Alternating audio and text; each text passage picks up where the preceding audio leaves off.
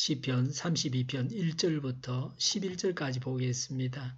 복되어라 거역한 죄 용서받고 허물 벗은 그 사람, 주님께서 죄 없는 자로 여겨주시는 그 사람, 마음에 속임수가 없는 그 사람, 그는 복되고 복되다. 내가 입을 다물고 죄를 고백하지 않았을 때에는 온종일 끊임없는 신음으로 내 뼈가 녹아내렸습니다. 주님께서 밤낮 손으로 나를 짓누르셨기에 나의 혀가 여름 가뭄에 풀 마르듯 말라버렸습니다. 드디어 나는 내 죄를 주님께 아뢰며 내 잘못을 덮어두지 않고 털어놓았습니다. 내가 주님께 거역한 나의 죄를 고백합니다 하였더니 주님께서는 나의 죄악을 기꺼이 용서하셨습니다. 경건한 사람이 고난을 받을 때에 모두 주님께 기도하게 해 주십시오.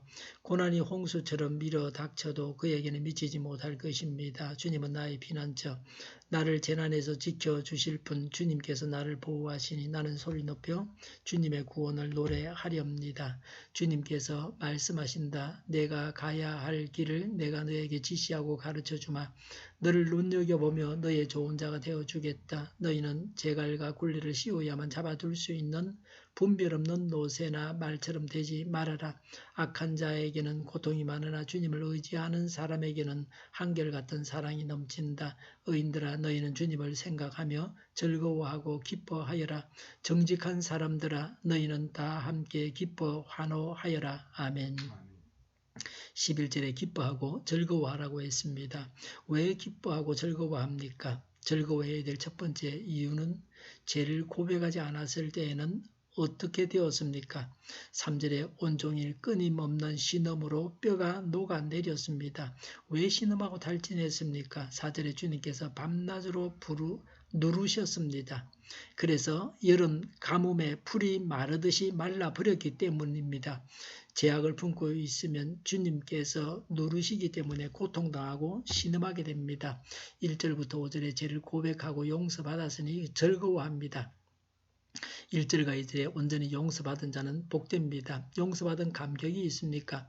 주님 앞에서 온전히 용서받은 기쁨이 있습니까? 죄악을 품지 않고 온전히 고백했으므로 의인된 기쁨이 있습니까? 인도 성자 마하트마 간디도 어렸을 적에는 일반 소년들처럼 평범한 아이로 자랐습니다. 하루는 친구들과 함께 놀다가 근처에 있는 가게에서 구워파는 양고기가 어찌나 먹고 싶었던지 궁리 끝에 집에 돌아와서 엉뚱한 일을 저지르고 말았습니다. 몰래 아버지의 침실로 들어가서 장롱을 뒤져서 동전 몇 푼을 꺼내 들고 상점으로 달려가서 고기 몇 점을 사 먹었습니다. 그것이 너무 맛이 있어서 단번에 먹어 치우기는 하였지만 저녁이 되어 집에 돌아온 그는 잠자리에 누웠지만 마음에 걸려서 잠을 이룰 수가 없었습니다. 한동안 이불 속에서 뜬 눈으로 이리 구르고 저리 굴러도 잠이 오질 않았습니다. 어떻게 하면 좋을까? 그는 고통스럽게 밤을 지새우기보다 차라리 벌을 받을지언정 정직하게 고백하는 편이 나으리라는 생각이 들었습니다.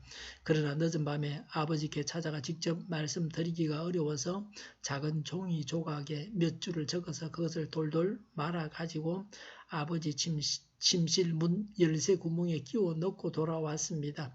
그러니 한결 마음이 가벼워지는 것 같았습니다. 그 이튿날 새벽이 밝았습니다. 그는 잠에서 깨자 어쩐지 아버지가 노한 모습으로 달려오실 것 같은 예감이 들어서 급히 아버지의 침실 쪽으로 향해 갔습니다. 가서 보니 열쇠 구멍에 꽂혔던 종이 조각은 없어지고 그 구멍을 통해서 방 안을 살피니 아버지께서 그 종이 조각을 읽으시며 눈물을 닦으시는 모습이 보였습니다. 그는 그때 더 오래 지체할 수 없어서 방문을 열고 들어가서 그의 잘못을 정직하게 고백했습니다. 아버지는 그를 꼭 껴안아서 뜨거운 사랑을 표시했다고 합니다. 후에 그는 성인이 되어서 그때의 경험을 회고하면서 아버지의 용서하여 주시는 얼굴을 보면서 하나님의 인자하신 얼굴을 발견할 수 있었다고 수리했습니다. 왜 기뻐하고 즐거워합니까? 즐거워해야 될 두 번째 이유가 무엇입니까? 11절에 주님을 생각하며 기뻐하고 즐거워하라고 합니다. 의인 정직한 사람은 주님을 생각하며 기뻐할 수 있습니다. 물론 악한 자는 고통을 당하게 됩니다. 악은 고통을 당하게 합니다. 9절에 재갈과 굴레를 씌워야만 잡아줄 수 있는 분별 없는 노새나 말처럼 되지 말아라고 합니다. 쉽게 순종하지 않으면 재갈과 굴레를 씌워야 하고 채찍 맞는 고통을 당해야 됩니다.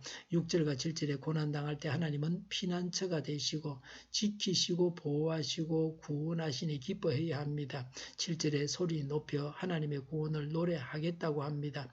8절에 하나님은 내가 가야 할 길을 지시하고 가르쳐 주십니다. 하나님께서 나를 눈여겨보시고 좋은 자가 되어주십니다. 그래서 방황할 필요가 없습니다. 번민하고 괴로워할 필요가 없습니다. 그래서 오직 하나님을 생각하며 즐거워하고 이 말씀을 두고서 하나님께 길을 지시받고 가르침을 받으며 하나님의 조언을 받도록 해야 합니다.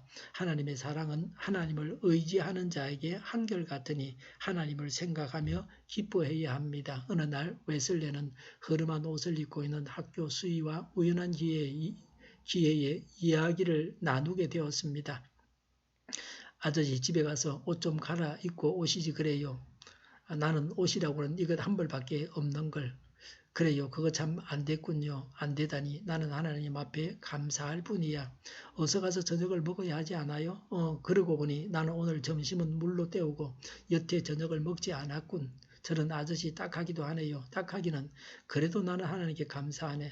아저씨 아니 덮어놓고 이래도 감사 저래도 감사한 거예요? 그 밖에 또 무엇을 감사할 게 있어요?